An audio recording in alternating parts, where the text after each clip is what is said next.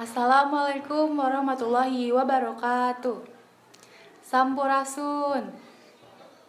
Perkenalkan, wasta abdi dara Bunga Syanedi di kelas 11 IPS 4. Langkung ti payun mangga urang sami-sami panjatkeun puji sinenrang syukur ka Allah Subhanahu wa taala anu Maha Agung. Dina dinten ieu sholawat sareng salam mugi tetep ngocor ka Kanjeng Nabi Muhammad sallallahu alaihi wasallam, ka kaluargana, ka para sahabatna sareng ka urang salaku umatna pikeun akhir zaman. Amin. Dina waktos ieu abdi bade mapatkeun biantara anu judulna pentingna sosialisasi di lingkungan masyarakat.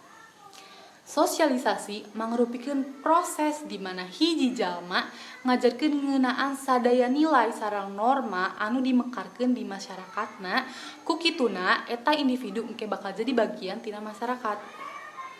Urang salaku manusia kudu bisa hirup di lingkungan masyarakat. Sabab urang lahir, tumbuh, jeung maot oge di lingkungan masyarakat.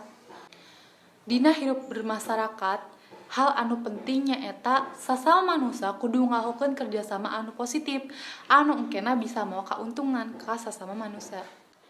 Tah ku kituna sosialisasi teh ngagaduhan tujuan. Anu kahiji, ngalengkepan batur nganggo sakumpulan nilai sareng norma supados sikap sareng perilakunana saluyu. Anu kadua, mere contoh atanapi sikap anu dibutuhkeun pikeun komunikasi di lingkunganna masing-masing. Anu katilu, ngalatih jalma supaya tiasa ngendalikeun sikap jeung perilakunana henteu nyimpang ti aturan jeung norma. Nah, di samping ti tujuan sosialisasi oge ngagaduhan manfaat. Nyaeta anu kahiji numbuhkeun sikap disiplin. Anu kadua numbuhkeun aspirasi jeung cita-cita. Anu katilu ngajarkeun peran sosial.